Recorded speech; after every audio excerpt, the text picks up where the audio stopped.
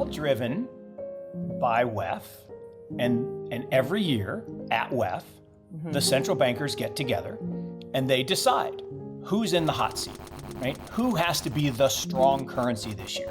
Is it the yen? Is it the euro? Is it the dollar?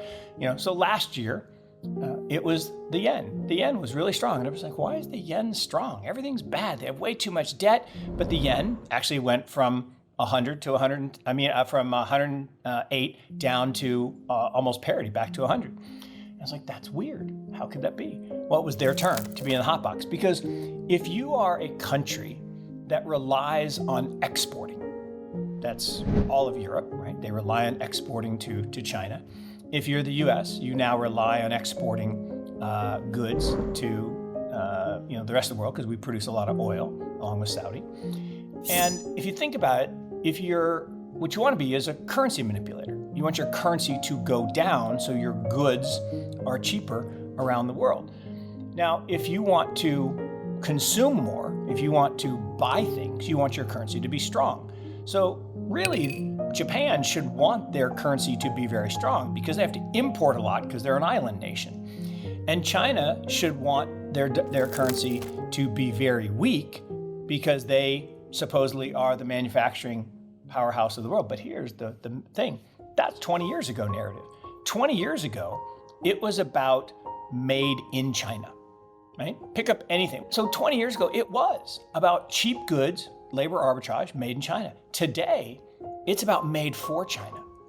China took 700 million people out of abject poverty over 30 years and created the largest middle class in the world, bigger than the European and the US middle class put together.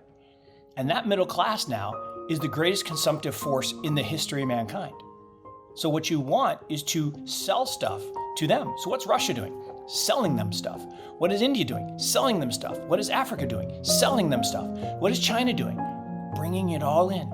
And their currency is gradually strengthening.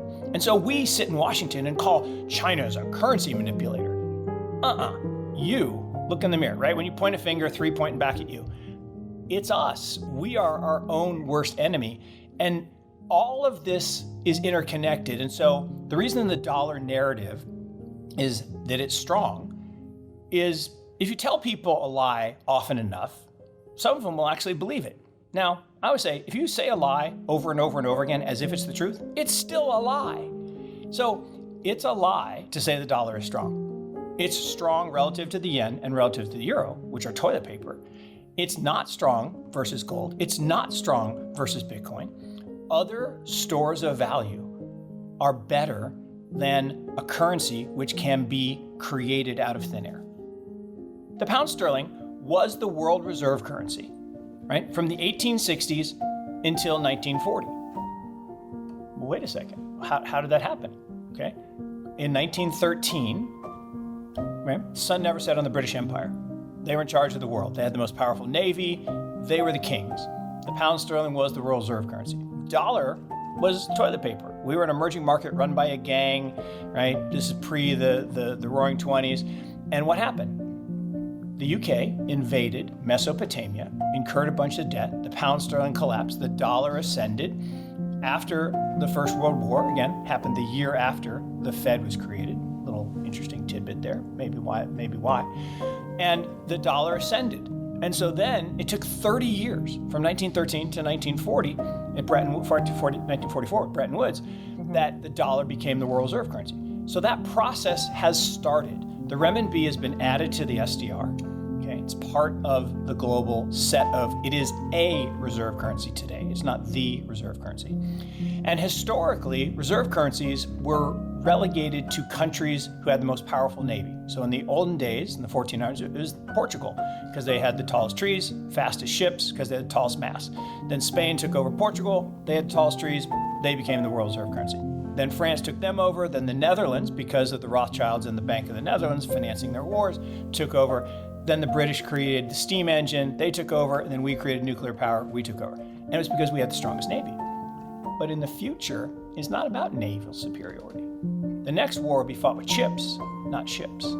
It's about superiority in 5G, AI, and technology. And that's what China is killing everybody in the world. They have 96% of the citations on AI. They are killing it in 5G. 5G standard is a Huawei standard, not a US company standard. That's why they detained the Huawei person in Canada, because they're trying to stop that dominance. And so all of this is part of a 30-year plan. This is the difference, right? American politicians think in 2-year cycles. How do I get reelected? And I got to start getting reelected for my 4-year cycle 2 years in. Chinese think in 30-year plans. So from 1990 to 2020, they had a 30-year plan, a harmonious rise. They wanted to become a moderately prosperous socialism economy. Not even very threatening, kind of nice, and they moved 700 million people out of poverty into the middle class. The next 30-year plan, from 2020 to 2050, is to become a great socialism economy, to become a dominant superpower. And I believe sometime over the next 20 years, the renminbi will be the world reserve currency. And then, after that, we'll go to crypto. World reserve currency is an overrated thing, right? No world reserve currency since 1944, but London is an awesome city. The UK is still a really important country, great place to live, great quality of life. They don't have the world reserve currency. Still, maybe the greatest city in the world. I mean, that's a strong statement. The US cut a deal with the Saudis in the 1970s to become the world reserve currency because of the petrodollar standard. But that's now shifting, because now it's like, he who has the gold makes the rules. Who has most of the hydrocarbons? Well, Saudi and Russia. And who needs all the hydrocarbons? Well, China. So what happened? We sanction Russia, the US does. And what do? They turn around and cut a deal with China. Now China will buy all their oil, because China needs a lot of oil, right? China needs to have enough oil that's equivalent to 3 Saudi Arabias over the next 50 years. It's a lot of oil, right? So they're going to buy Russian oil. So now you're seeing this interesting axis being formed between Russia all the way down to China, including Africa, including India, including Southeast Asia, Indonesia. And all of us are sitting there wringing our hands saying, well, why is that happening? Why aren't our sanctions working? Why is the ruble, the strongest currency in the world this year, supposed to be down because we sanctioned it? Because the rest of the world is waking up that maybe we don't need to price everything in dollars. 8% of global trade is with the United States. Yet up until a couple of years ago, 60% of global trade was denominated in dollars. And that made basically emerging markets debt slaves to the IMF and the United States, because they were issuing in the currency in dollars, and then we would change monetary policy and destroy their currencies and destroy their economies. So Brazil and Venezuela and Argentina and Turkey and all these things, their currency gets absolutely wrecked. So what do people do? They move out of those currencies into hard assets, gold, silver, Bitcoin, and preserve some of their wealth. And now these other countries are realizing the game, and they're like, you know what? Maybe we don't need them to be the world reserve currency. Maybe we don't need petrodollars. Maybe the world isn't going to be like the industrial age. Maybe in the knowledge worker age, we need a different set of rules. And so I look at it as a citizen, and I'm like, look, my life is still pretty good. It's a good place to live. We got good health care. We got good transportation and good roads, especially in North Carolina, where they spend a lot of money on roads. I don't have to worry about Scud missiles flying over my head because we have a defense budget. But that's not necessarily dependent on having the world reserve currency.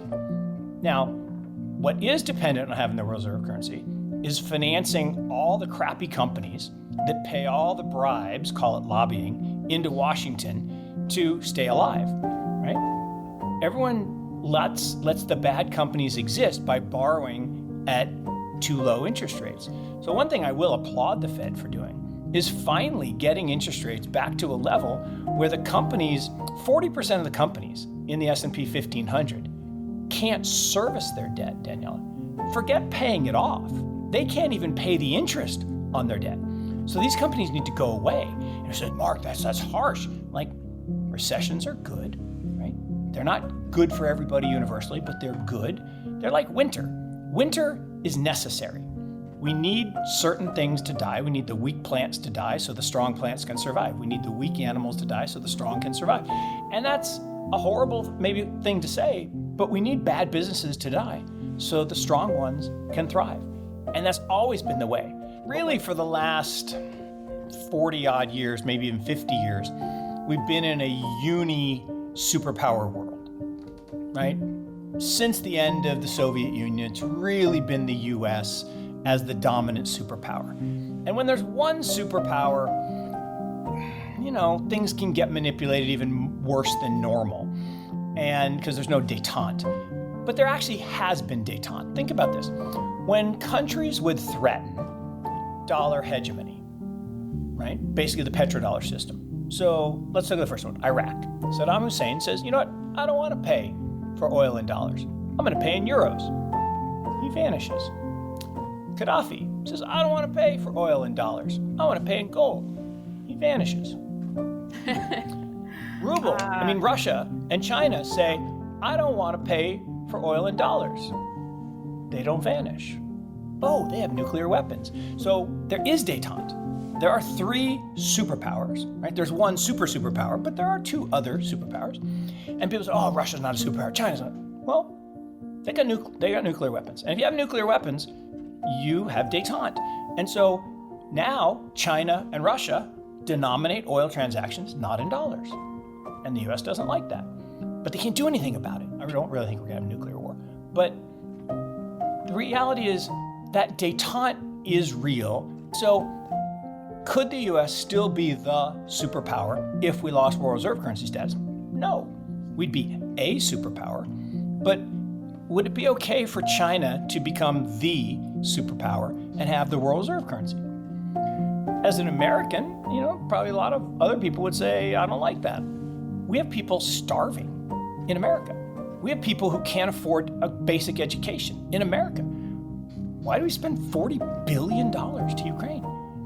And the problem is most of that money, it's going to go into companies that I will bet you are partially owned by people that sit in American government.